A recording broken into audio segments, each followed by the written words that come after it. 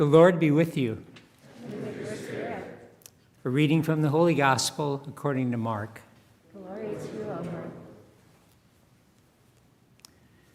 When the Sabbath was over, Mary Magdalene, Mary, the mother of James, and Salome brought spices so that they might go and anoint him. Very early when the sun had risen, on the first day of the week, they came to the tomb. And they were saying to one another, "Who will roll back the stone for us from the entrance to the tomb?" When they looked up, they saw the stone had been rolled back. It was very large.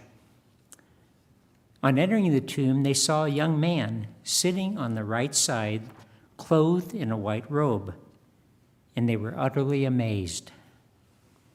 And he said to them, "Do not be amazed.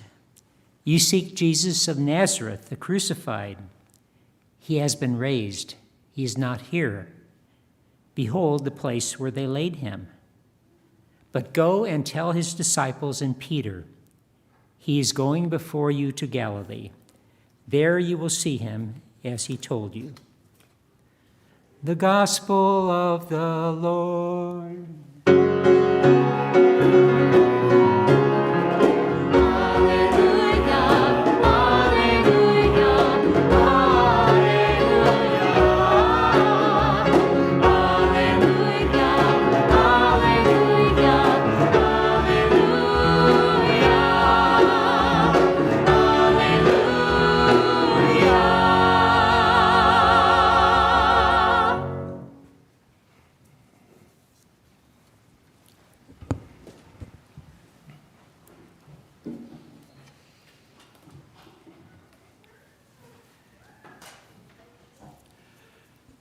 When I received that second Pfizer vaccine, I felt like I was given back my future. It felt like the rest of my life opened up in front of me. And while we lost so many in a visceral way, it seems we're at the very beginning worldwide of being given back our future. When you look to your future, what do you see? When you look to humanity's future,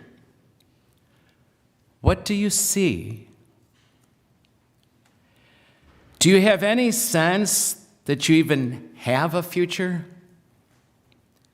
A person without a sense of their future will be in despair before he or she even knows it. People who don't have a sense of their future, even though they don't have a clue what it's going to look like, are without meaning and purpose. The good news of Easter is you have a future. I have a future. Here now and at the hour of our death. And Easter proclaims that not only do we have a future, but also our future is good. It's full of goodness. I know it does not always feel like that. It's hard for me. It gets so discouraging to me sometimes that we are not further along in recognizing the inherent dignity and the nobility of every human being without exception. That we're not further along in experiencing a communion between persons more than division. That we're not further along in finding an alternative to all this violence. And yet, it has been proven with science now that we currently are less violent as a people. There you have it. Statistical evidence that human beings are growing up, really growing up and evolving, even though in a segmented moment in some countries of the world, even our own sometimes, it doesn't appear to be true.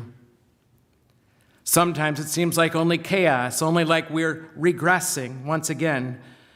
But in deep time, this all can be trusted.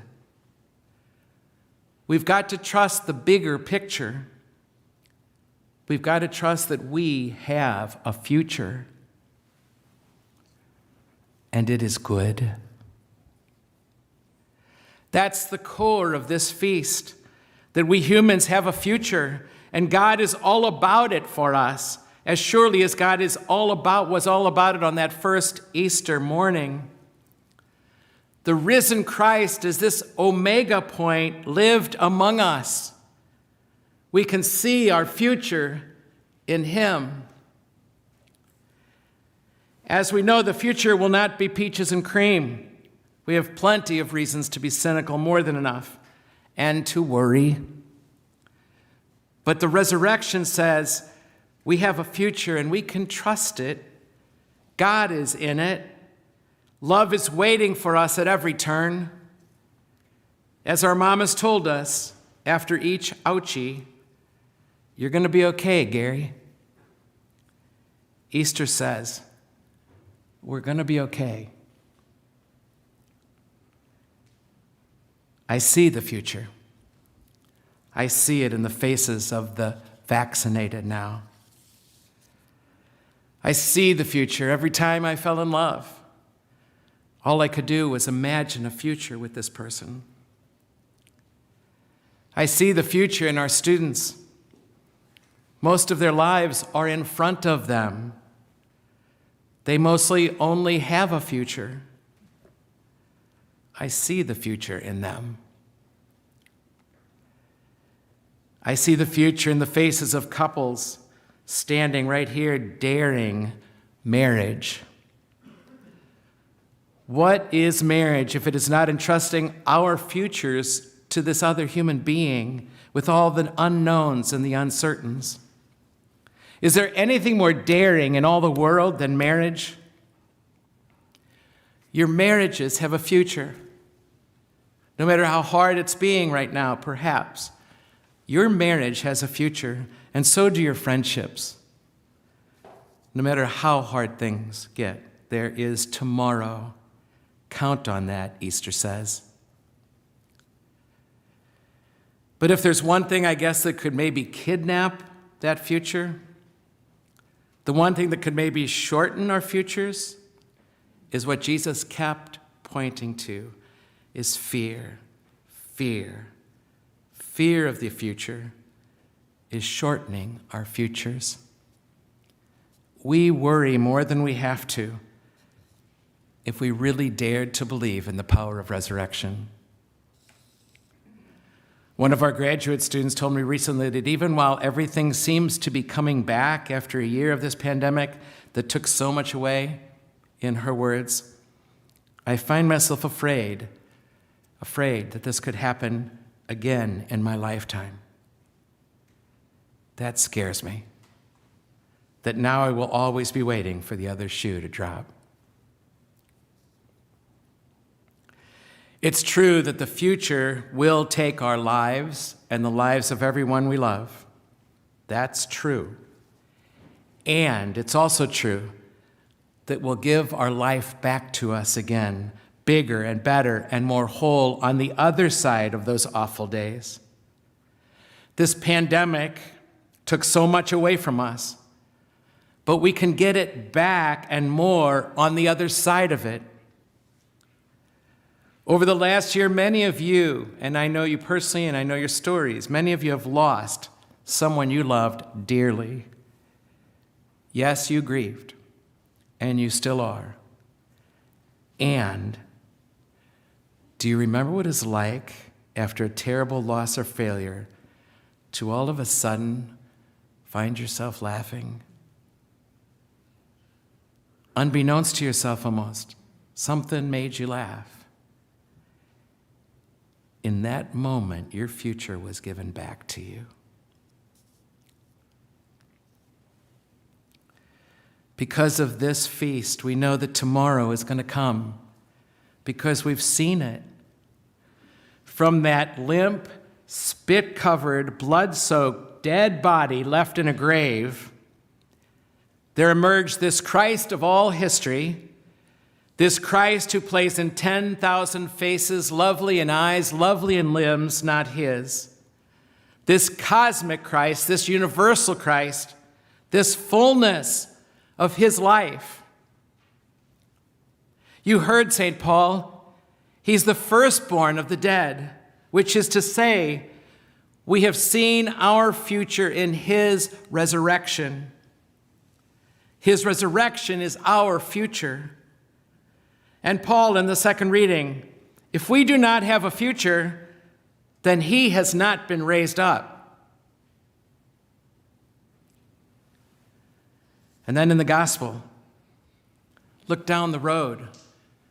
Leave this empty grave and go down to Galilee, and you will find him there in your future.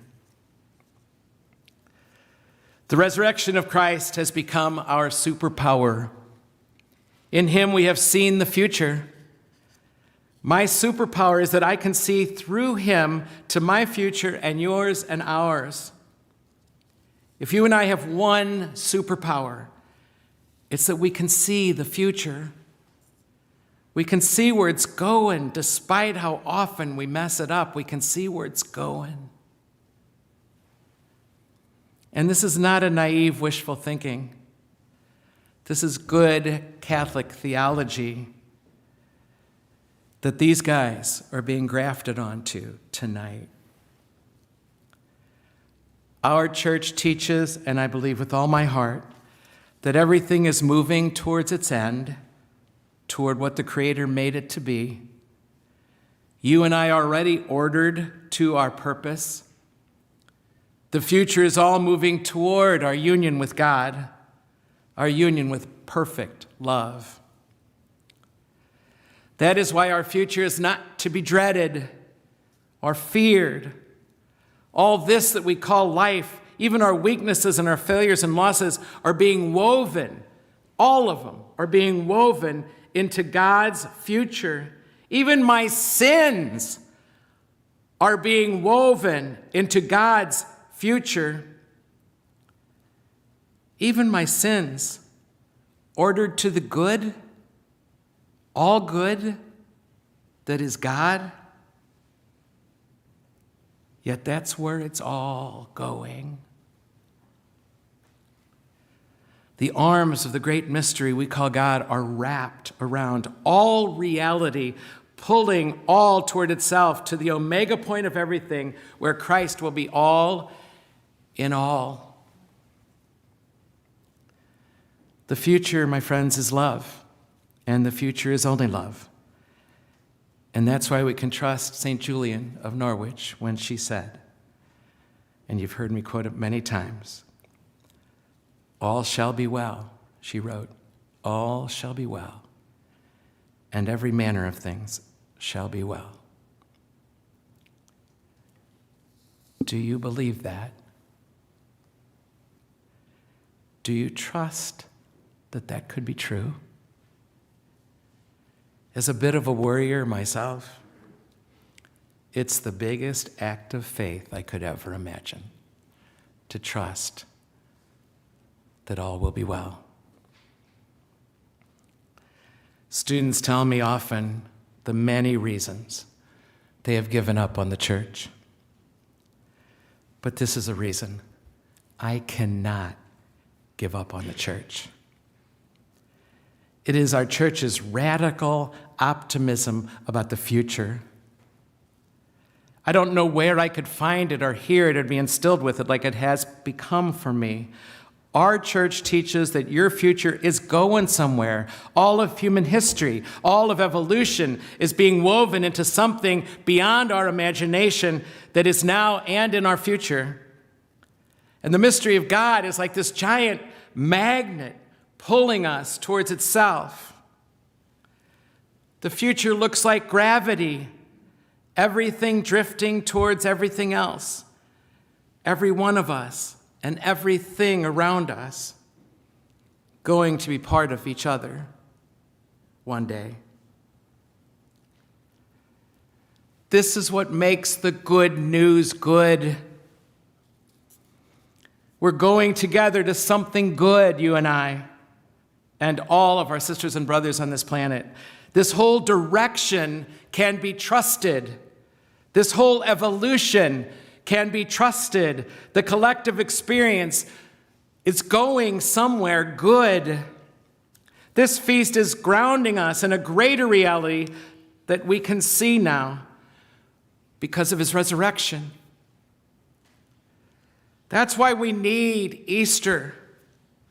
We need the risen Christ front and center in our life to dramatically represent for us all of it to us and learn how to trust even the human tragedy. It's how God is working it out. Even with the human tragedy, God is working all this out for us, with us. This is really good stuff. And as we start to rebuild the world post-pandemic, it's more than good stuff. Humanity needs a radical optimism about its future, that we even have one, and that it's good. All's well that ends well, right? My mom used to say that to me all the time. All's well that ends well. And I found out she learned that from Shakespeare. I never knew she ever read Shakespeare in her life. Since we believe the world is going to end well, how can we not, right now, today, how can we not be well?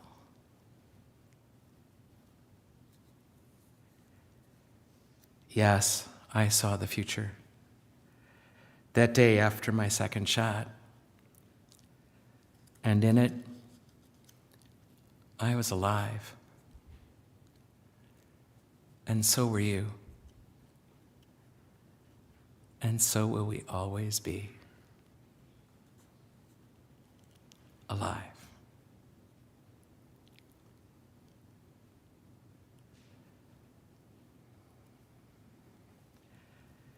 Before the mystery of time, we can only bow.